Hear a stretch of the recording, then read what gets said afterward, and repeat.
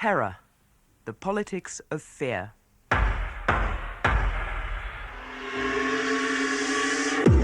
From the BBC in London, a series of 4 programmes on terrorism, presented by Professor Paul Wilkinson. The impact of terror on the state. In this, the second programme, I shall be looking at terrorist factions in Northern Ireland and Lebanon.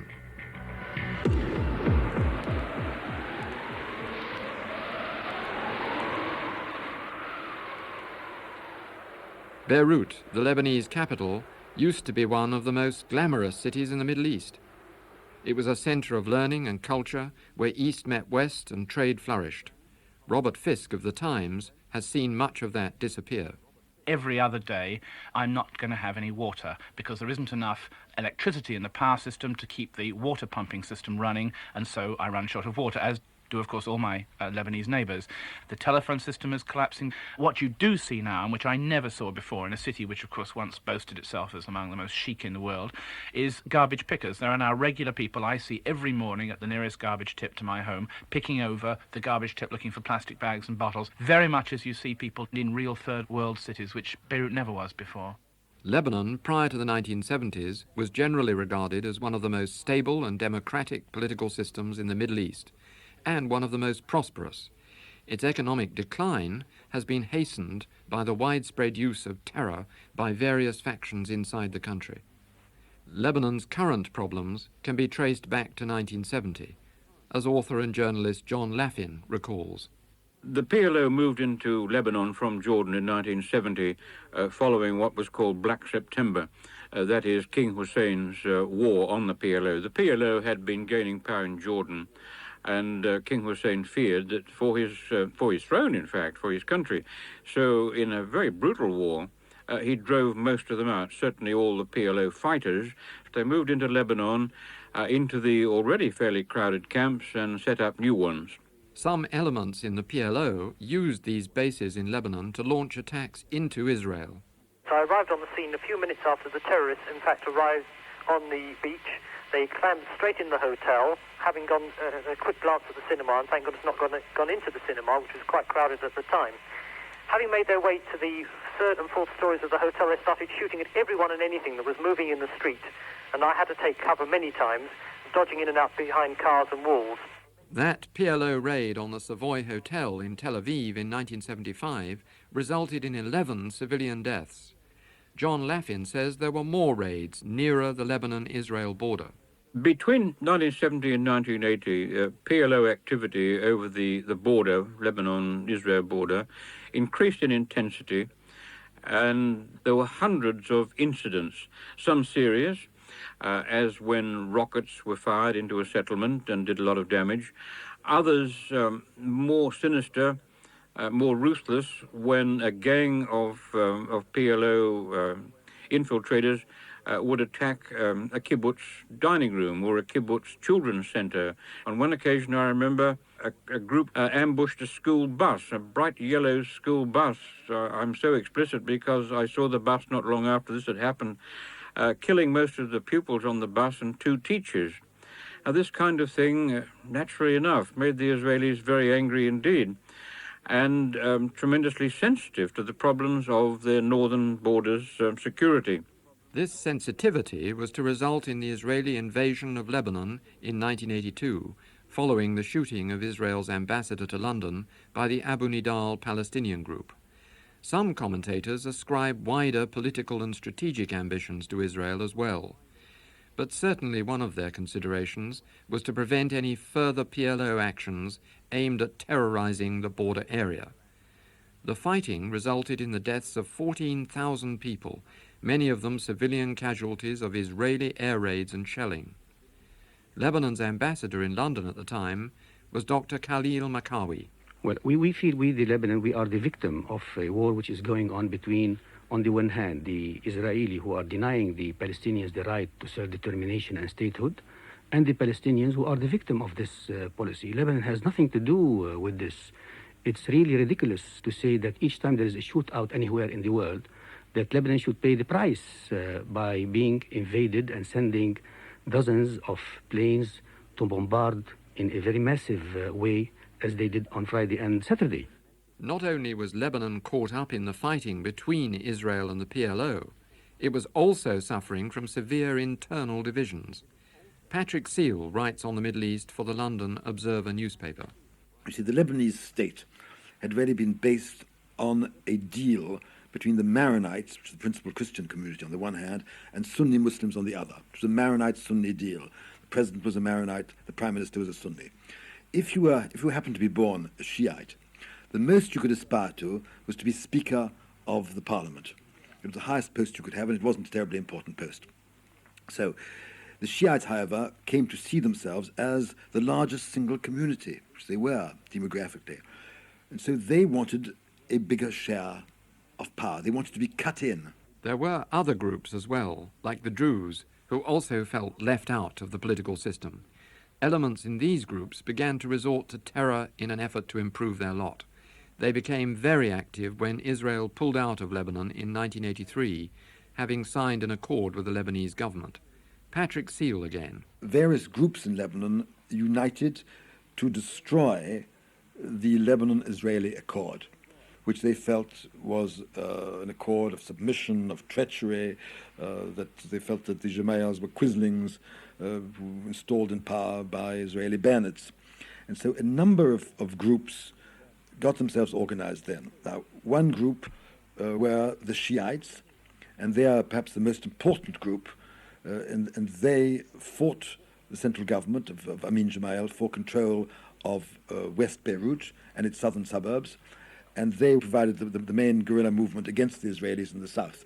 It was hit-and-run tactics, sniping, car bombing, suicide attacks. On 2 occasions they blew up an Israeli headquarters in Tyre, killing very large numbers of people, and they were probably responsible for the car bombs which killed, on one occasion, 241 Marines, the famous attack on the Marines in Beirut airport, and also on the same morning they car bombed a French barracks and killed over 50 Frenchmen. Central government virtually ceased to function. The Lebanese army was itself split and ineffective. Private militias flourished. The Americans who had arrived to try and keep the peace withdrew. They couldn't cope with suicide bombers, neither could the Israelis. Other powers, particularly Syria and Iran, now want to fill this power vacuum. Terrorism flourished in Lebanon because central government was weak. Now Lebanon itself barely exists as a unified state. Northern Ireland, on the other hand, has strong central government, yet that hasn't stopped the IRA having an impact on every aspect of life in the province. In Northern Ireland, we have a unique combination of disadvantages. We'd reached the position in mid-1970s where one-third of families in Northern Ireland lived on or below the poverty line. Now that's quite extraordinary by standards in other regions. We don't find anything like that level of deprivation anywhere else. Eileen Evans, who has made an EEC-funded study of Belfast, Northern Ireland's capital. First of all, we've got the worst unemployment rate. So our first problem is poverty due to very high unemployment. There's never been a year in the post-war period when the unemployment rate in Northern Ireland has been lower than any other region in the UK. Second problem we've got is we've got the lowest wages in the UK. There's no other region where the workers are as badly paid. So for people in full-time work, we've got a problem of them stuck on the poverty line. Couple that with high prices, and you find the unemployed are often hungry and poorly housed. According to David McKittrick, the Ireland correspondent for the London Independent newspaper, much of this unemployment is the result of the image terrorism has created of Northern Ireland. Unemployment is over 20%, and what has happened is that inward investment in Northern Ireland, for very obvious reasons, has more or less dried up. Because although there are a lot of incentives offered to firms, really when they have a look at Northern Ireland and they have a look at the relative merits of, say, Scotland or Portugal or wherever, you'll find that Northern Ireland generally comes off second best. Because of the unemployment then, you find a lot of young kids on the streets, especially in a few Catholic areas where unemployment in patches can be up to 60, 70%. And because of that, these are obviously ready-made fodder, if you like, for the IRA and other groups, because there are kids who have nothing in their lives, and some of them in a sense of almost in getting kicks in some ways, drift into, first of all, rioting and then perhaps the more serious paramilitary groups.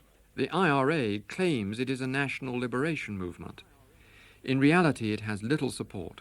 The Protestant majority has no desire to be liberated by the IRA. Protestant extremists also use terrorism in sectarian attacks against the minority Catholic community. In the last 20 years, over 2,500 lives have been lost and thousands more injured through terrorism.